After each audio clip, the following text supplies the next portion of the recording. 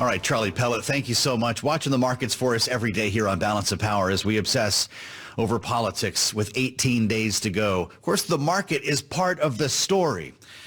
And we've been hitting this a lot lately here. When you talk about the Trump trade, that's one thing, but it just felt differently, right? It's now Friday. We started the week on Monday saying something snapped over the weekend. People felt differently when they woke up on Monday. The office conversation sounded different. The market movement all looked like we were pointing suddenly to a Trump victory. The Stanley Druckenmiller interview pointed us in that direction as well earlier this week. But when I think Bitcoin, never mind the poly market, I think of our buddy Nathan Dean. Dad in the Bureau from Bloomberg Intelligence is back with us right now on the Friday edition. It's great to see you. I'll remind everybody that you've been literally traveling the world, holding seminars with terminal customers and investors who want to know what in the world is going on with these two candidates, what it will mean for the markets and the economy if either gets elected. I mentioned how people felt on Monday. Are you getting that sentiment in the phone calls and the questions you're hearing? Yeah, I think there's more questions about what would happen in a Trump presidency, but that's coming with the momentum that we're seeing, both in the poly market, predicted markets, and also just the polling. So I think more and more people are trying to understand what a Trump 2.0 presidency would do. And for our answer to that is, look, tariffs and taxes and a deregulation effort amongst most of the agencies out there. Because, if you think about this in terms of timing, the power of the presidency is a lot more powerful when it comes to tariffs. That's something President Trump can do in the first quarter or second quarter. The tax reform debate is going to come later in the year. So any tax changes, it's going to take time to brew. So that tariff risk or opportunity, depending on where you are on that side of that trade, is certainly there for first quarter, second quarter of next year. Well, that's it. What is the tariff trade? You start buying American? Is that the idea? You buy GM or you start shorting companies that would be negatively impacted? So I think you just need to keep your mind open at this point because, look, President Trump has said that he wants to do 60% tariffs on goods from China. Okay, well, let's go with that scenario. Well, if he moves forward with that, China's most certainly going to have a reciprocal agreement or a reciprocal tariff put on us. So you have to figure out what the reciprocal tariff could be, and you have to figure out what the state of play is. But what I will always say is that tariffs should be looked at as tools that presidents use to conduct national and foreign relation negotiations. So if you see an executive order and a red line on the terminal early next year saying President Trump signs executive order on tariffs, more likely than not, in the details of that executive order, you're going to see these tariffs don't go into place for another 270 days or 365 days unless something happens. So I think you'll get plenty of time, but we've had investors say, look, I'm out of China now. I'm going into Taiwan. I'm going into Vietnam. We've had also investors say, look, buy American. So I think you just have to truly understand what the tariff scenario should play out. And I should also add, we have a 70% chance of tariffs coming under a Harris presidency as well. It's just probably not going to be as broad or as wide of a breadth. It's going to be more targeted to certain industries. Understood. And they've been somewhat upfront about that idea, right? And of course, the Biden administration has kept all the Trump tariffs in place that were put in place to begin with. Talk to me about Bitcoin. I don't know if that is the market for Trump right now. When you see crypto in general or Bitcoin more specifically moving like this, what is causing people to think that Donald Trump is the answer? Well, obviously, President Trump has called for the United States to be the crypto capital of the world. Now, what does that mean? Well, I think there's two scenarios that could play out. One is there are no rules, there are no regulations, but you see a president embracing crypto as a way of usage, and therefore some of the investors out there say, look, the price of Bitcoin should go to 100,000, et cetera. But the other scenario, and this is the one that we think will actually play out, is that if President Trump gets elected, either a new chairman of the SEC will conduct a rulemaking on crypto, meaning that they are going to create new regulations and roadblocks and so forth for firms like Coinbase to operate in, or Congress is going to step in. But it's not going to be the wild, wild west, so to speak. It's going to be very costly for the firms like Coinbase and other crypto platforms to play in because they're going to have technology spend, compliance spend, and so forth. But again, that type of market clarity should benefit Bitcoin in terms of people being able to use it, purchase it, and so forth like that. But a lot of it is just trying to figure out, I think a lot of the crypto folks out there just think President Trump equals good and Vice President Harris equals bad. Understood. We actually think Vice President Harris could be good for a crypto framework as well, just because I think a lot of it's coming from Congress. Well, she's trying to warm up to that community, I know. But I guess I get back to the why Trump. If this is a one-point race, it's statistically tied in every credible poll. What's leading Wall Street in this direction? Is it the poly market aforementioned? I mean, one guy can come, Nathan Dean, put a couple of $1 million of poly market and really skew that number. It's a lot different than a political poll. So as much as I love looking at the betting markets, I'm not so sure it's the betting markets that's driving this, because the reason being is that the polls have not been right. Just go back 2 years ago. A lot of people were talking about a red wave, certainly here in Washington and up in Manhattan. Yeah. And then the Democrats outperformed.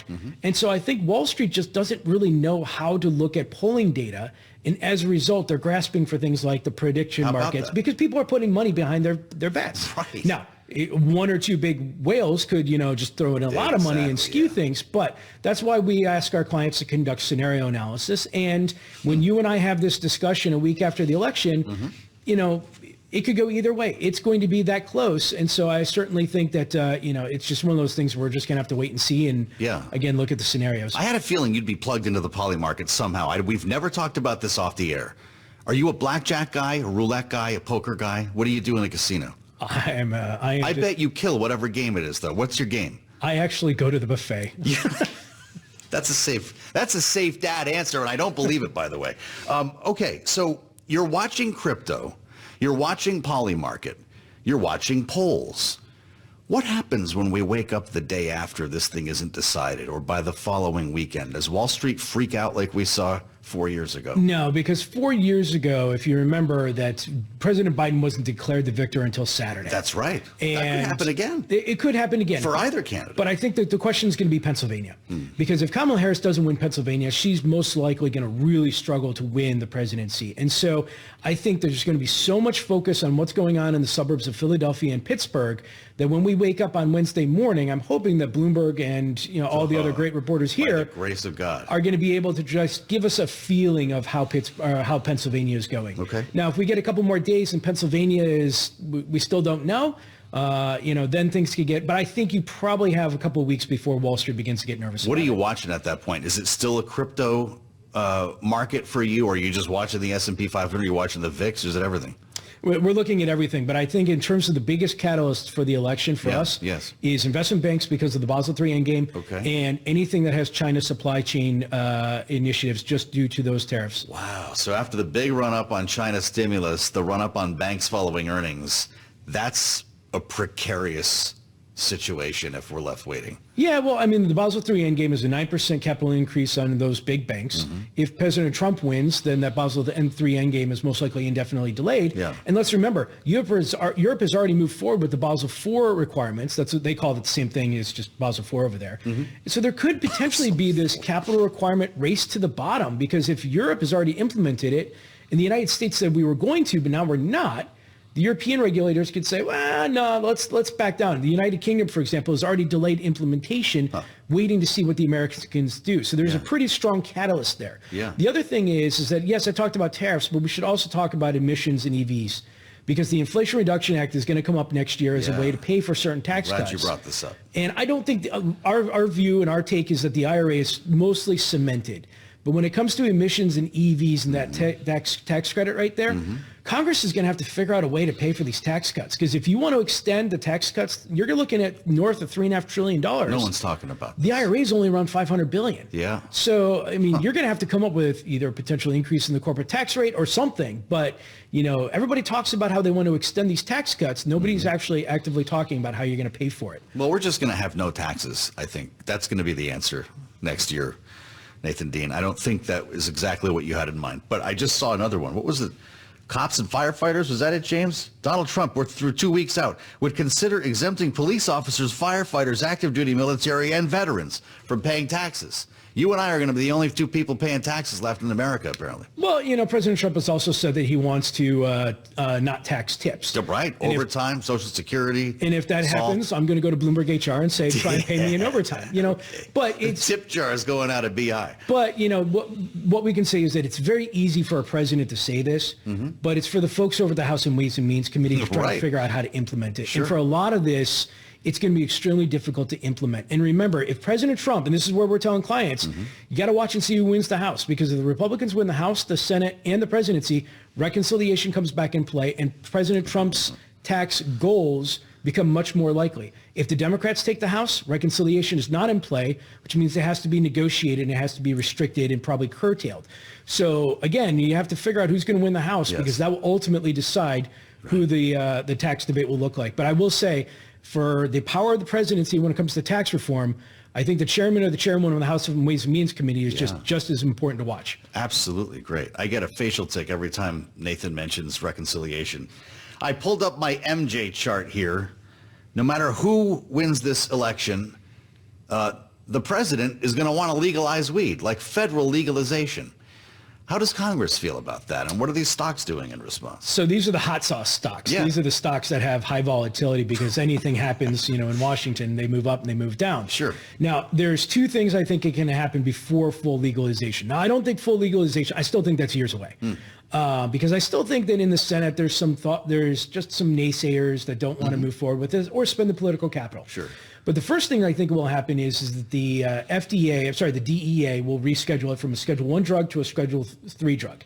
If you're watching this on December 2nd, that's when they're going to have their administrative hearing. We'll be watching, and we'll get more information on when and if that happens. I do think it's going to happen no matter who wins the presidency. And as a result, these marijuana firms are going to get a lot of tax relief. Right now, they pay around 40%, I think going down to 5 to 10% in terms of tax. The second thing that can happen is the Safer Banking Act. This is the bill that would allow banks to service marijuana businesses. Yes, right. It struggled. I ate crow 2 years ago because I thought it was going to pass. It hasn't. But I do think with this political capital coming from the White House that it potentially could get over the line. Yeah. But then you got legalization. And legalization where it's just, I'm not sure the political capital will want to be spent on federal legalization in the next congressional term. It's going to be another presidential term before we have a serious conversation about that, I'm guessing. Or congressional, maybe 2 years. But see if they crack the seal on this. Great to see you. Nathan Dean, Dad, with us on a Friday, no less, on a casual Friday with the fleece and the quarter zip. Our good friend Nathan Dean. Find him on the terminal, Bloomberg Intelligence. I'm Joe Matthew in Washington. We'll assemble our panel next on the fastest show in politics. This is Bloomberg.